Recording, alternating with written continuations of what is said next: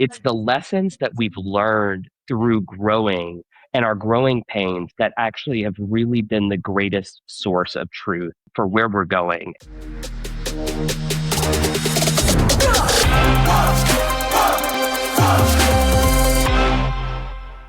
Evan Pardue. He is the Senior Director of Marketing and Brand at Condado Tacos. He had put a lot of his focus and energy and time on streamlining the customer experience and what it means to deliver a full brand experience. So, Evan, great to have you on the show. I'm excited to chat with you. It's my pleasure. Looking forward to it. I want to jump off with something that I found interesting when I first kind of came across you, which was at the time you were leading brand and CX, and I want to know, was that decision of combining CX and brand into one role, was it a deliberate bet that you and the team were making to really, maybe indirectly call it out as actually being the same job, or was it just a circumstantial thing based on the lean nature of the team? Tell me if it was deliberate or not, because I'm curious about it. Yeah, it's a great question because it was an evolution. So it ended up being deliberate. It didn't start that way. So when I started with Condado, I started as a CX manager, and my role is really around loyalty and CRM and really building out the engagement side of our marketing strategy. And what happened was my curiosity and excitement about the brand and about what we're doing across menu, across all of our marketing channels, it naturally evolved where it became clear that these all needed to be connected and that one person needed to lead them. And so it was a really natural evolution of connecting brand and CX. And so what was fantastic is last year, earlier this year, it feels like it was last year, earlier this year, we actually launched a CX platform for our brand. And the work started last year, and it started in the heart of the brand. So we made a CX rule book that was rooted in our brand values, rooted in our vision and purpose of the brand. And from there, we're able to launch a CX platform that is a lot more embedded into our business. And so when we talk about merging brand and CX, they're inextricably linked, because you can't experience a brand as a customer without experiencing the brand. Every touch point makes a brand. And so they have to be connected in some way. When they're disjointed, that's usually where you see problems emerge in an organization. They need to work together for the customer's benefit. Yeah. It makes sense to me. Let's back up a bit and give the listeners a sense of who's Evan as a leader of people and a function. What is your style generally in playing this great game? And then beyond that, maybe introduce us a bit more to the concept of Condado. But first, how do you play this game? What's your unique style? I like to think of myself as a player coach, definitely not a micromanager. I like to be shoulder to shoulder with my teammates. We're a small but mighty team.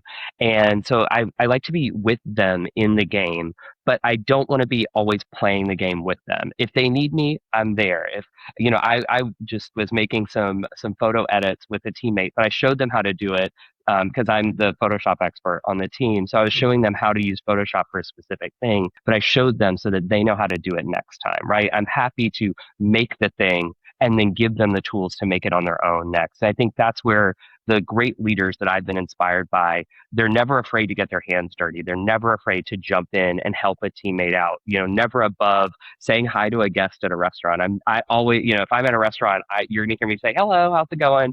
I'm always that person, but I also don't want to be micromanaging my team, right? They are, I trust them so much to let them do their job. And so, here at Condado, we're 53 unit casual dining joint, taco joint across the Midwest. We're in 10 states, grew really rapidly. And really the heart of Condado is all about bringing people together and having options for all in an environment that is filled with art, filled with excitement, with servers who get to express themselves and bring their own personality to the steps of service for a really unique and an experience that's unlike anything else in our space or really in the restaurant space as a whole. It's a really special restaurant, and when you get to try it, you'll see what I'm talking about. It's unlike anything else. That's obviously a very unique way to differentiate in the market. I mean, most people are just trying to make their food a little bit better and their service a little bit better, but it sounds like you've really embodied this idea of every touch point you get a full flavor of genuine personality that's very unique to to your brand. The other thing I find interesting in some material I was reading is where actually you were cited in saying that really it's a lot of the front line teammates that create and personify the brand promise, and you see your guys' job from a marketing Yeah. perspective just to evangelize it. So if Yeah. that's true, what does your actual day to day look like if the Yeah. brand's being built from the counter, not your desk? Yeah. Well, it's the I think it's a position of humility because a brand is built by the touch points of what a guest experiences, and marketing is a very small part of that. You know, we might be an ad, we might be an email or part of the app, or maybe something on social, but we're not handing them the food. We're not saying hello and goodbye. We're not making the food. We're not the manager giving a touch point. We're not that person doing guest recovery, really. So when I look at the whole of what a guest experiences at Condado, marketing only plays a small role of it. And ultimately, marketing is there to really make sure that what we're saying matches what's happening in the four Mm. walls. And then, you know, for our partners in operations, they have to make sure that they're delivering that same experience consistently. And so operations and marketing aren't there are two poles that are actually inextricably linked and connected. So we really are partners in building the guest experience. It's not one dictates the other. I always think it's one is in partnership with the other. And so it's really our privilege to be able to share and evangelize the experience that our teammates are delivering every single day consistently. Our privilege to be able to extend what's happening on the ground. I've never Yeah. heard it that way, but it's a perfect way to explain it. Has there been a maybe a moment where a small or relatively small sort of guest experience decision, sort of something that never touched your media plan or your marketing plan, ended up doing more for the brand than perhaps a campaign launched into market would have? I think, you know, one thing that started as a small idea and has generated so much value for us as a business is we started these best bud tastings. So we have a loyalty program, Condado Rewards, and our top tier members are called Best Buds. And they're very proud to be Best Buds. We'll never leave that name because they love saying, I'm a Best Bud. So we invited them to come to the restaurant, and once a quarter, and sometimes twice a quarter, we have them try new items, sometimes items that are never going to make the menu, and really just hang out with us. And it started as a way to Oof. have a loyalty perk that's outside of rewards. But what's ended up happening is building relationships with our guests that we not only learn so much about why they love Condado, but also we get to build a relationship with them that extends beyond the four walls of the restaurant. So Brittany and her fiance, you know, they've been to several, and they had their first date at Condado. They go every Tuesday. They're getting married this year. We were invited to the wedding. You know, we sent them gifts to celebrate them. But it's building that relationship, and it started as something as small as a guest tasting that we threw together. You know, with you know paper and with Chef Tray. It was very fast, and it ended up building relationships with our guests. And that's where you know I think about things that have impact. It's those moments where you can be connected with the guest, where an anecdote pops to the surface about our brand that you've always had a suspicion about, but these are the Yeah. guests that experience our brand the most. And Yeah. when they bring up something to us, it's a light bulb of, oh, it might not be in the CX data, but it's in their lived experience. And so Yeah. that we should go after. So for burritos, for example, we had always heard that we should have burritos at Condado. And we started running surveys for it. But when we brought burritos to our top tier guests, they were ecstatic. They said, finally, you're going to do this. They said, it's not that I'm going to order a burrito every time I come, but I want a burrito from Condado and I want to see your position on a burrito. And so it's things like that where they start, you know, something small as hanging out with our best buds leads to a total category innovation for our brand and ultimately a huge part of growing our revenue Yeah. and product. That makes sense. And I guess given the fact that you've grown so much over the last few years, and there's plans I think I saw to get to 100 or more units. But with dilution across, I think it's 10 or more states. Yeah. Is this kind of a an act of forcing your hand to lean more the fabric of the local communities to kind of serve as Mm. infrastructure to at least how you go to market? You know, I would flip it around and say it's the lessons that we've learned through growing and our growing pains that actually have really been the greatest source of truth for where we're going. And so, we doubled in size in about a year and a half, in really 2 years, we doubled in size. And we really stretched the fabric of our brand too thin. And so we actually learned a tremendous amount in that process, which is that Condado has a foundation and a core, but it wasn't being expressed well in every touch point. And Sure. so we actually went through a brand refresh process for 2 years. And when we came out of that, we have a set of values and a purpose statement that we can all rally behind, and a brand house that is strong so that every decision we make is very clear as we open new restaurants, as we go to market, as we decide on product innovation. We now have a structure in which to make those decisions so that it's depersonalized, and when we bring in data, let's filter that data through the lens of this brand house that we all have agreed to. And so when I think about what's happened when we grew so fast, it was amazing that we stopped and we said, let's go through a brand refresh process. Let's have a really a coming out story of Condado, which is that all of the things that we discovered in the brand refresh were always there. They just never been cemented and really brought to the surface. They were always Mm, bubbling around, and so that brand refresh process is in a way it's liberating. The constraints are a liberation, and that's such an artist mentality. Is that when you have a canvas, it's a constraint, but those constraints are liberating because you know where you can I play agree. and where you don't need to be in, Yeah. right? As it relates to that, I read somewhere that you guys were referring to it as, maybe I got this wrong, but maybe it's internally or externally. You said we're not calling it don't call it a rebrand. This is really a Yeah. decade or more in the making. Yeah. So what's the actual difference in your mind between maybe a brand evolving or a brand evolution as compared to a classic rebranding? And why did you guys find it important to make that distinction? Important enough to put into the headline of the publication I was reading, the article. Yeah, I think it's really about it was a process of discovery. And so when I think about a classic rebrand, it's a fulcrum moment in the brand where they were something, now they're going to be something else, or Right. they needed to add something. It needed to be accretive to what was going on. We had too many good ideas, too many things going on. We actually needed to say, what do we really stand for? Right. And what is essential to our business? And that's where it was really an act of curation that we went through. We had 16 brand colors. We went to three plus one digital, only one. And we had catering at its own branding. Let's stop that. Let's bring it all together. And so in a way, what it was for us was the art. Let's let the art on the walls be the art on the walls, and let's let the brand be the brand in the sense that it stands for something. We create a sense of belonging and joy as our purpose statement.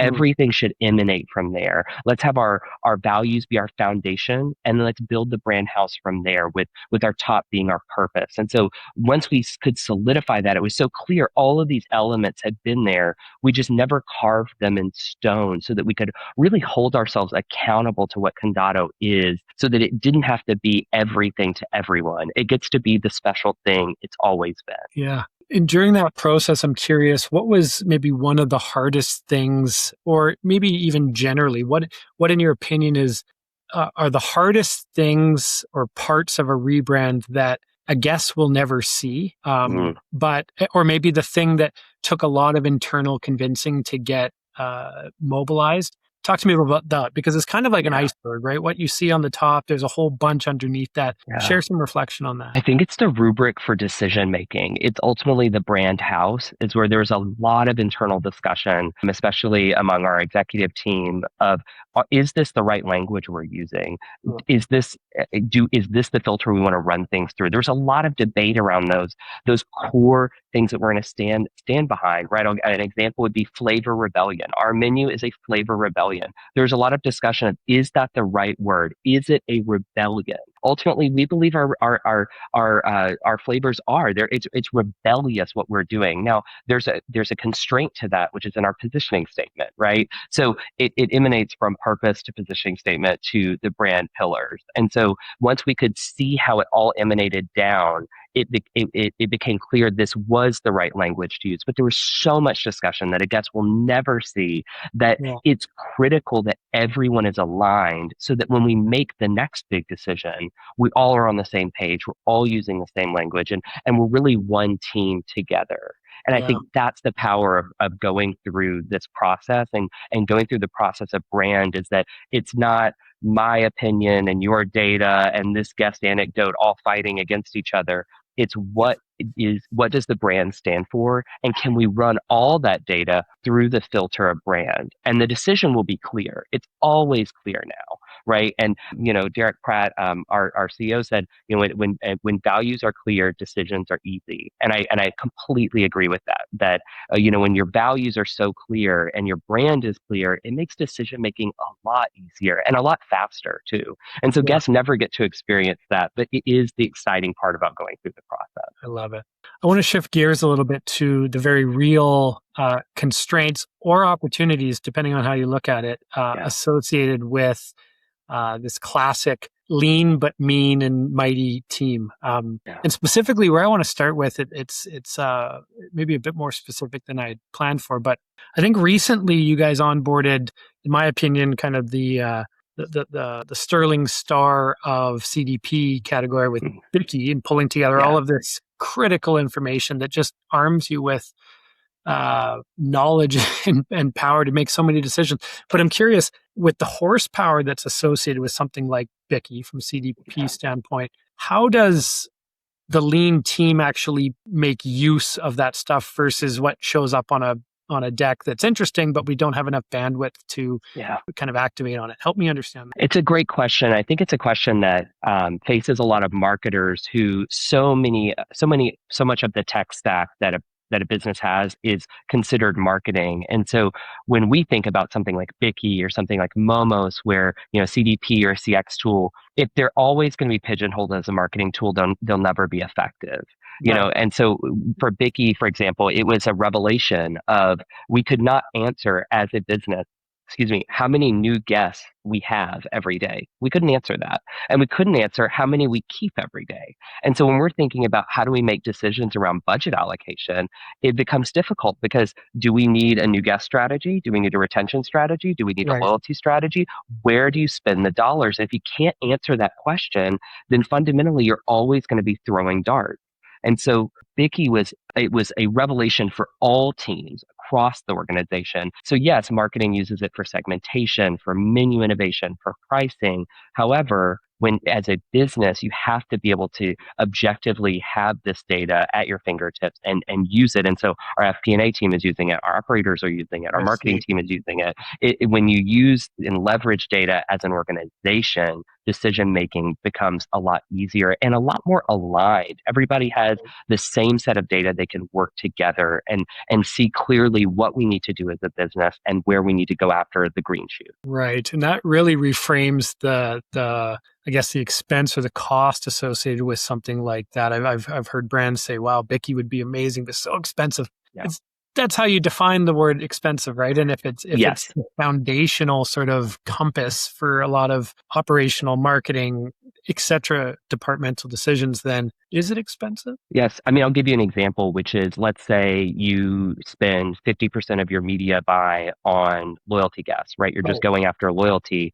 and you don't know that actually your loyalty guests are 5 or 6 times more valuable. They're 3 times more frequent. Their retention is through the roof. Why are you spending all that money when actually you probably need to go after your new guests, right? Bring more people into the loyalty funnel. If you can't, if you're making those media allocation decisions without understanding what's going on in your full funnel, yeah, then exactly. you really are wasting money or certainly not spending it wisely. And I Yeah, think that's where when we think about, ROI on platforms, they're not all the same, right? It's easy to attribute revenue to email. We've got that down. It's easy to understand loyalty. When it comes to CX is critical because how can you hold your operators accountable if you don't know what's going on? If you're not getting that constant flow of guest feedback, it may not be, you may not know where you need to improve and how to make it better so you can keep them. And then you can track that in Vicky, right? So Oh, that's where I think, all of these tech, these tools are all amazing, but you have to, I think, as an organization, be really clear eyed about how you're going to use them and lock arms together when you onboard so that it doesn't become pigeonholed to a department. yeah. What about so off? You gave the example of media allocation efficiency and that strategy, but what about like product development too? Because I think you had a big hit or a big winner with the chicken bacon ranch burrito, and I Yeah. believe that came out of sort of analytics that you weren't even kind of intending to look for. So with the team, how do you guys orient yourselves to be perhaps set up in a system where those signals that you're unintentionally looking for kind of present themselves, and then after that sort of make decisions possible as it relates to Yeah. product? Yeah, as it relates to product innovation, the chicken bacon ranch burrito is such a great example because when we onboarded Vicky, we quickly went through all of the menu data. We had a strategy of our data of what we wanted to go through. And so we looked at all of our menu data and we said, whoa, the chicken bacon ranch taco, huge guest return rate, huge reorder rate. And why are we debating over LTOs? That's the winner. If Right. if it works as a taco, I promise you it's going to work as a burrito. It became the number one burrito across the chain with incredible food costs for us as a business. And so when we think about, how to leverage that data, sometimes it just makes the LTO decisions a lot easier. Do we need another chicken LTO, right? For example, I talked about this this summer is it was the number four taco on our menu and it was constantly doing well in P-Mix. And when we got Vicky, it had the worst return rate and the worst reorder rate. And it was a shock to us because it was always popular. Well, we decided, hey, maybe there's something in how we're prepping it. Let's change the prep. And then it was let's change the recipe. And then let's change the execution. And then let's change the whole time.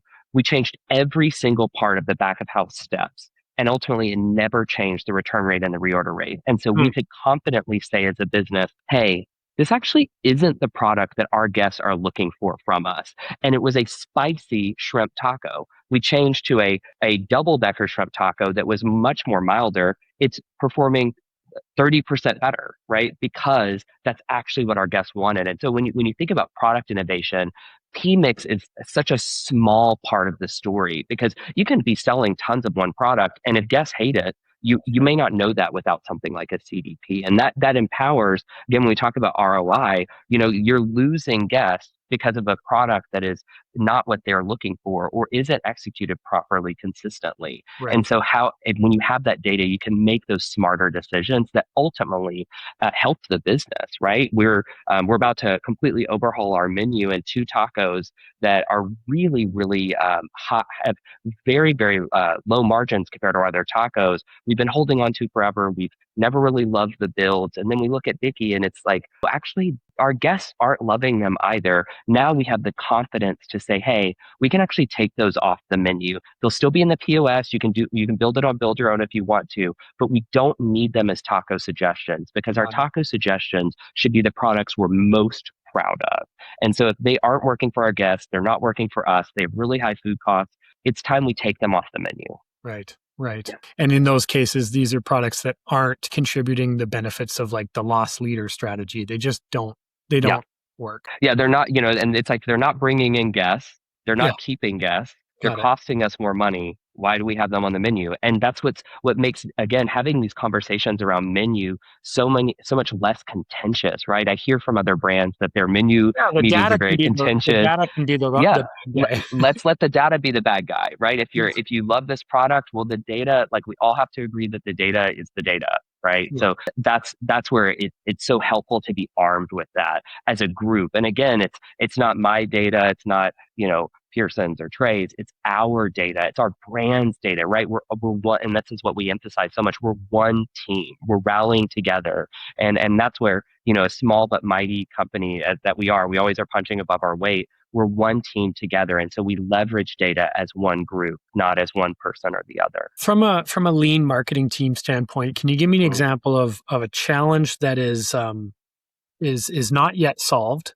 mm, versus a challenge that has created a very real opportunity to you kind of get more out of what you thought possible because of that constraint. So a challenge as it relates to the lean nature of the team that is unsolved, that you're thinking about working through, versus one that isn't solved, but it's created a whole different set of much better opportunities. Yeah, let me start with the first one, which is that I think content production is constantly a challenge for every team. There's so many big brands, they have, 10, 20 people who are making content. And, when we have one person making content and then, they have many other responsibilities, it is a real challenge. And when the landscape can be scrappy, but you still want to represent the food well, you still want to speak to your core audience, it becomes a real challenge. And I think that's something that we haven't perfected, and that's okay because what we are doing is we're listening and getting better. And that's where, I'm so proud of the team because they're constantly moving forward, finding new ways to innovate, getting scrappy. How can we actually teach our restaurants that when we're there, hey, this is how we're thinking about how this product is going to look. And then when it's coming off the line, they're actually thinking about styling it more now. So it's helping them. Again, we found a way to be scrappy in this, but I think content production, especially across social, is still a big challenge. And we have big ambitions, right? We want to have a bigger YouTube strategy, but that requires a lot of manpower and a lot of skill to do so. But again, it's with time and it's what is the most essential lever for growing the business. And so if a YouTube strategy isn't the most essential one, that's okay. We don't have to have that today, but we can have a whiteboard of brilliant ideas that when we Right. are ready, we can activate on them. And I think that goes back to when I think about the partnership we have with our operations team, that's the part that is the unlock as a small team. When I think sometimes support center or, headquarters, corporate, as people will say, I don't think that they oftentimes have the best relationship with their operations or their frontline teams because they're not telling them the truth. They're not being honest with them. And so I think it's level setting. We had a great GM conference where we level set. We said, this is our team. This is what we're doing. This is what we're responsible for. And this is how we need your help. We need your help so that, through LRM, through when we're making social content, through making teammate generated content.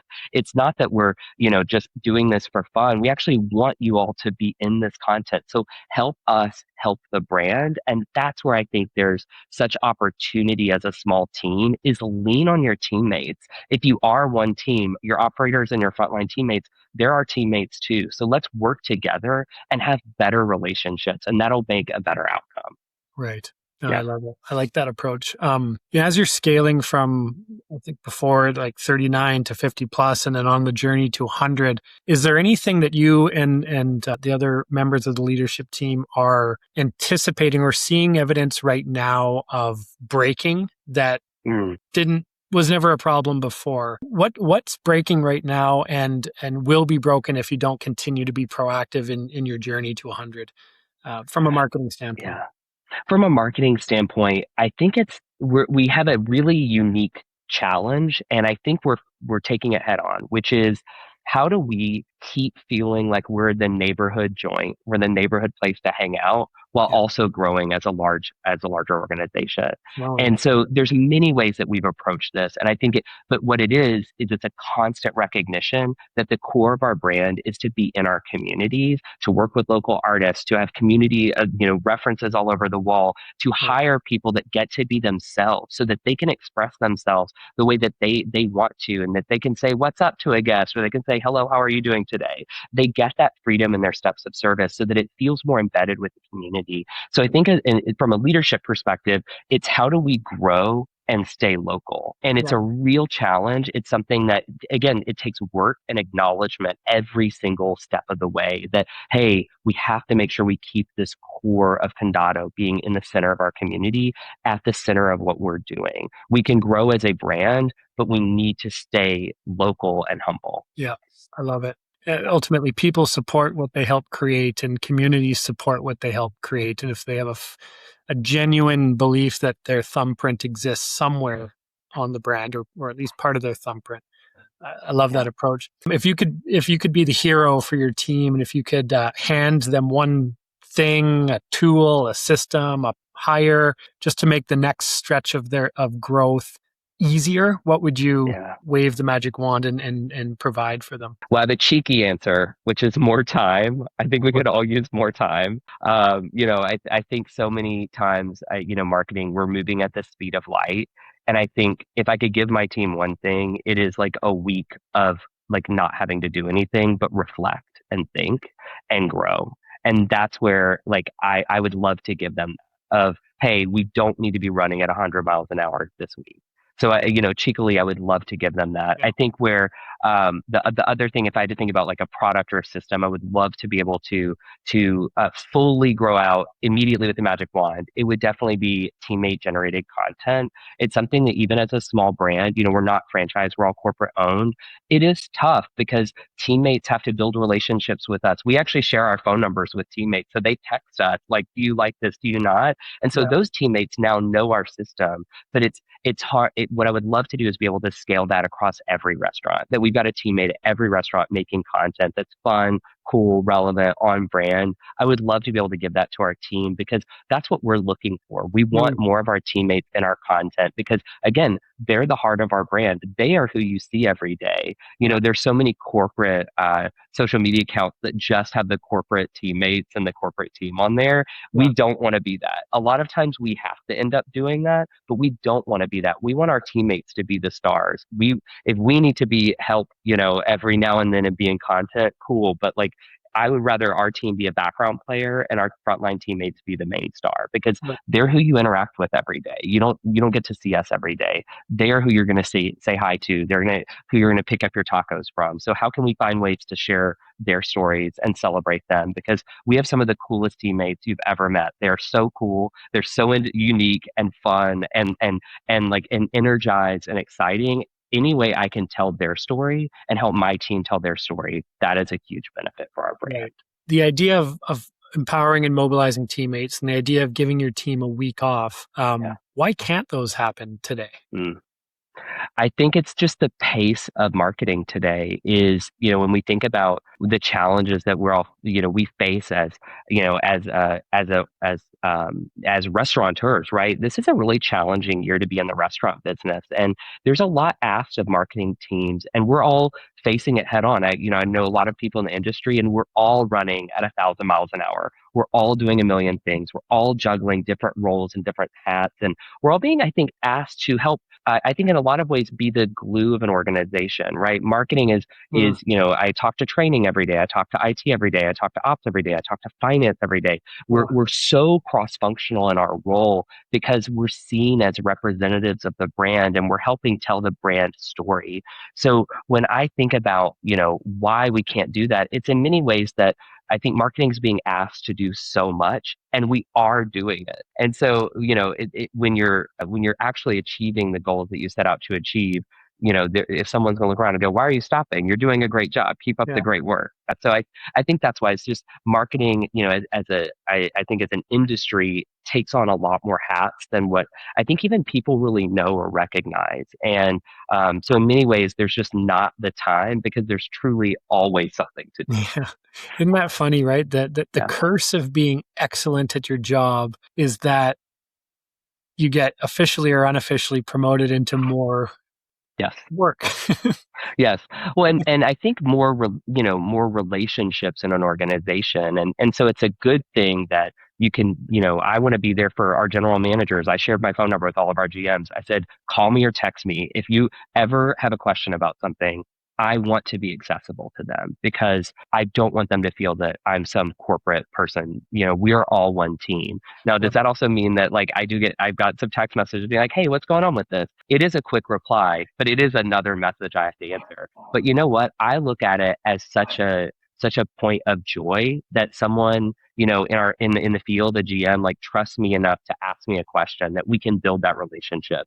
And so yes, it is more time out of my day, but honestly, it's such a cool blessing to have that relationship with our teammates across every part of the organization. Yeah, I love the way you describe this whole. You take shoulder to shoulder, which is a core value of the organization I'm at, and take it Yeah. to another level through the real exemplification of it. I Yeah. love the way you describe that. Leave us with this, Evan. It might be a tough one, but it is, is there a thing about building a brand that you, for the majority of your career, just universally believed as truth, and you currently, for one reason or another, fundamentally now disagree with it?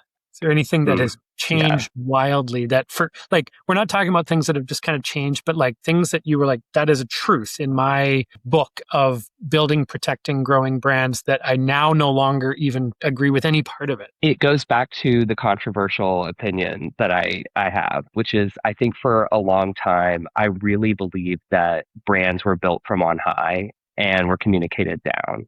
And Yeah. that it was all about this singular vision that must be protected at all costs. And really being at Condado and going through the brand refresh process, the brand the brand that I am so proud to represent and to architect and strategize for and grow taught me to see it differently. That it Hmm. really is from every teammate and every touch point of our brand. And it moves up from there to create this singular experience for our guests. And so I may be the one to articulate that experience and put it into refined language to visualize it, to make sure that it's clear for guests who have never experienced us. But ultimately, it's really made up by the thousands of pieces of experiences that our guests and our guests are experiencing from our teammates and from inside the four walls. Right. Again, I am very lucky to be able to evangelize that and share the good news of Condado. I'm very privileged to be able to do that. But that is really the I would say the misconception I had is that I always felt that brands and thought brands were built from on high, and then it was the news was spread from below.